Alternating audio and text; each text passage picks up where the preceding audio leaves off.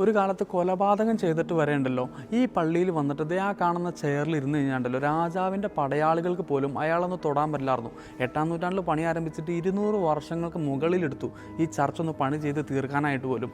വാസ്തുവിദ്യയുടെയൊക്കെ ഉണ്ടല്ലോ അങ്ങേയറ്റെന്ന് പറയാൻ പറ്റിയൊരു സാധനം, ഒരു പള്ളി, ഒരു ചർച്ച് കാണിച്ചു തരാം. ആമുഖത്തിൽ സൂചിപ്പിച്ചതുപോലെ തന്നെ 200 വർഷങ്ങൾക്ക് മുകളിലെടുത്തു ഈ പള്ളിയുടെ പണിയൊന്ന് തീർത്ത് കഴിയാനായിട്ട്. 8-ാം നൂറ്റാണ്ടിൽ സാധാരണ ഒരു ആശ്രമം മാത്രമായിരുന്നു ഈ പള്ളിയുടെ സ്ഥാനത്തുണ്ടായിരുന്നത്. പിന്നീടുള്ള കാലഘട്ടങ്ങളിൽ രാജകുടുംബത്തിന്റെയും സ്ഥലപ്രമാണിമാരുടെയൊക്കെ സഹായത്തോടെയാണ് ഈ പള്ളി ഇന്ന് കാണുന്ന ഈ നിലയിലേക്ക് എത്തിച്ചേർന്നത്. ബൈബിളിൽ ഒരു ആശയമുണ്ട്, അഭയം തേടി വരുന്നവനെ നിങ്ങൾ കൈവിടിയരുത് എന്നുള്ളത്. ഈ ഒരു ആശയത്തിൽ നിന്നുമാണ് നൂറ്റാണ്ടുകൾക്ക് മുന്നേ അഭയകേന്ദ്രങ്ങളായിട്ട് പ്രവർത്തിക്കുന്നതിന്റെ ഭാഗമായിട്ട് ഈ പള്ളിയിൽ നമുക്ക് ഇന്നും കാണാൻ കഴിയുന്ന അഭയകേന്ദ്രത്തിന്റെ പ്രതിപാദനം എന്നോണം ഒരു ചെയറിനെ നമുക്ക് കാണാൻ കഴിയും. കല്ലിനാൽ പണിത സാധാരണ കസേരയല്ല അത്. ഇന്നും ലോകപ്രശസ്തമായിട്ടുള്ള ബ്രിട്ടീഷ് മ്യൂസിയത്തിൽ സൂക്ഷിക്കുന്ന ആധികാരികമായിട്ടുള്ള രേഖകളിൽ ഞാൻ മുന്നേ പറഞ്ഞ അഭയകേന്ദ്രത്തിന്റെ പ്രതിപാദനം എന്നോണം നിലനിൽക്കുന്ന ആ ചെയറിൽ നിന്നും കുറ്റക്കാരനായിരുന്നിട്ട് കൂടി സഭ അഭയം കൊടുത്ത ആളുകളുടെ ലിസ്റ്റ് സൂക്ഷിക്കുന്നുണ്ട്. ഇത്തരത്തിൽ അഭയകേന്ദ്രങ്ങളായിട്ട് പ്രവർത്തിക്കുന്ന സ്ഥലങ്ങളിൽ ഉണ്ടായിരുന്ന ചെയറുകളിൽ ഇന്ന് ഇംഗ്ലണ്ടിൽ ബാക്കിയുള്ളത് 2 ചെയറുകൾ മാത്രമാണ്. അതിലൊന്നാണ് ഞാനിന്ന് ഈ പരിചയപ്പെടുത്തുന്ന ഇംഗ്ലണ്ടിലെ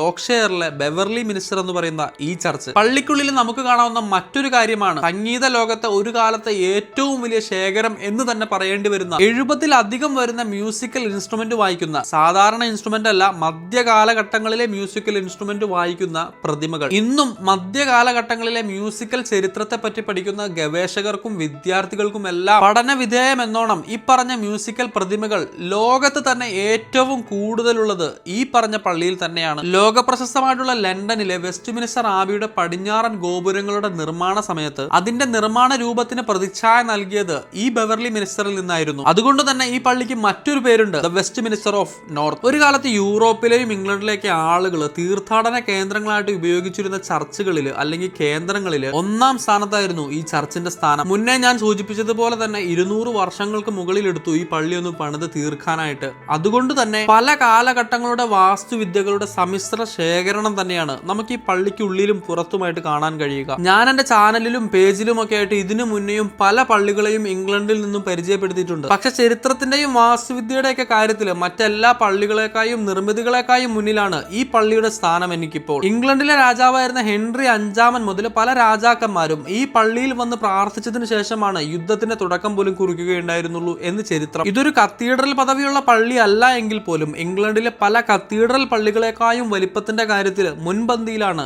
ഈ ബെവർലി മിനിസ്റ്ററിന്റെ സ്ഥാനം. സാധാരണ ചരിത്ര രേഖകളെ തേടിപ്പോയി കണ്ടുപിടിച്ച് വീഡിയോ ചെയ്യുന്ന കൗതുകമുള്ള ഞാൻ ആദ്യമായിട്ടാണ് വീഡിയോ ചെയ്യാൻ വേണ്ടി മാത്രം പോയ ഒരു നിർമ്മിതിക്ക് മുന്നിൽ അത്ഭുതത്തോടെ ഇരുന്നു പോയത്. ഈ പള്ളിയുടെ നിർമ്മാണത്തിന് കാരണക്കാരനും 8-ാം നൂറ്റാണ്ടിലെ പ്രശസ്ത വൈദികനുമായിരുന്ന സെന്റ് ജോൺ ഓഫ് ബെവർലിയുടെ അന്ത്യവിശ്രമ കേന്ദ്രവും ഈ പള്ളിയിലാണ് എന്നുള്ളതിനാൽ ഈ പള്ളിയുടെ തീർത്ഥാടന കേന്ദ്ര മഹാത്മ്യത്തെ ഒന്നുകൂടി അത് ഉയർത്തി കാണിച്ചു. പ്രാർത്ഥനകളോടെ ഇവിടെ സമാപിക്കട്ടെ. മറ്റൊരു വീഡിയോയുമായി വീണ്ടും എത്താം. നന്ദി.